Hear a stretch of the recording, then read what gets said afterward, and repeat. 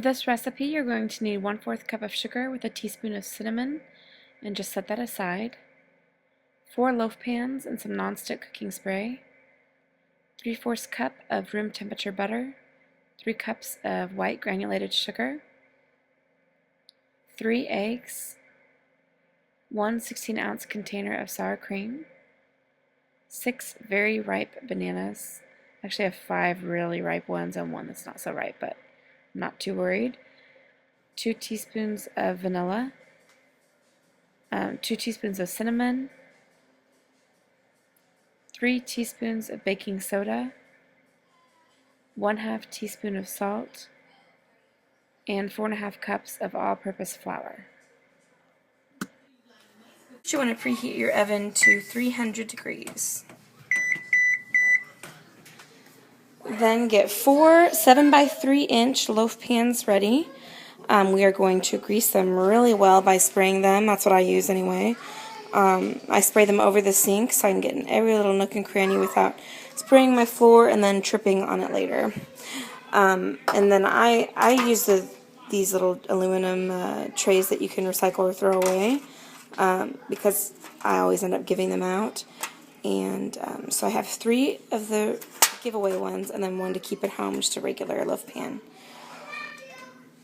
Okay, I've sprayed my pans down really thoroughly, and now I've got 1/4 cup of just regular white granulated sugar and 1 teaspoon of cinnamon. I'm going to mix that together. I'm just going to show you how I do this one-handedly, but here's the mixed sugar and cinnamon, and then I'm just going to dump a bunch in there, and then I just roll it all around. Sorry, it's hard to do this with one hand. And normally I do this over the sink, but as you can see, I just rolled it all around and just try to get every surface covered with the sugar and cinnamon. Then you just do the same thing to the next 3 pans. So they're all greased and dusted and with the sugar and cinnamon. So I'm setting them aside while I make the banana bread. And you can tell that I've dusted it really heavily, but not so much that, there's anything falling out. It's all on there. But I barely have any left, so yep, that's what gives it the nice little sweet crust. Okay, starting to make the bread here, we're going to cream 3 cups of sugar with our 3/4 cup of room temperature butter. I used unsalted, but I don't think it really is going to make a big difference. Go ahead and cream it together until it's light and fluffy. Okay, I think we're there now. I'm going to go ahead and add the eggs. I've got 3 eggs. I'm going to add them one at a time. I just always add them one at a time. Make sure not to overbeat them though. You just want to kind of mix a little bit until it's just combined and then stop.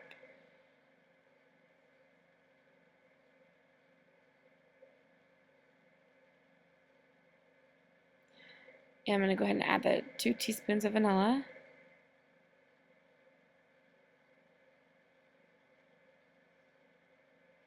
Mix it just till combined there. Okay, so now I've got my whole container of sour cream and the 5 bananas that were really ripe. The one that wasn't quite ripe, I'm mashing it up really well before I add it. You can see that these don't even need to be mashed, they're just kind of falling apart. And then at this time you also want to add your 2 teaspoons of cinnamon. And then you're just going to blend that until it's just combined. Okay, so it's all pretty well combined. I'm just going to show you the consistency.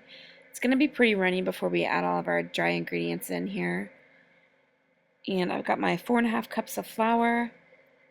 And you saw how high the batter was to the edge of the bowl, so I'm just going to add in a little bit at a time and beat it slowly so it doesn't fly all over the place.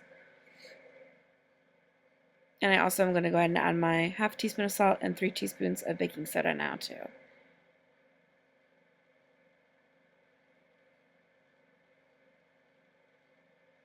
Oops, I think I started out a little too fast. Turn it down. That's better.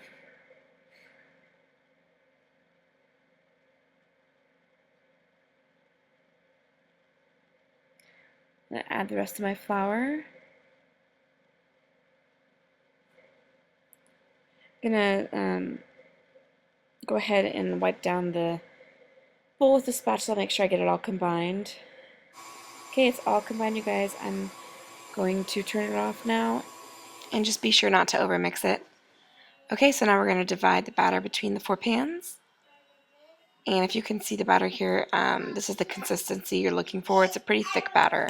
So you're going to bake it for an hour to an hour and a half, depending on how many you choose to put in the oven at the same time. I'm going to put all 4 in. Just make sure you do the middle rack. And you're going to rotate them halfway through if you're doing all 4. And I'll probably start my timer at like an hour and 15 minutes. Okay, they're all done. They cooked about an hour and a half, rotating them quite a bit so they cook evenly. And looks like they turned out pretty good. Can't wait to try them, and I hope you guys enjoy this recipe.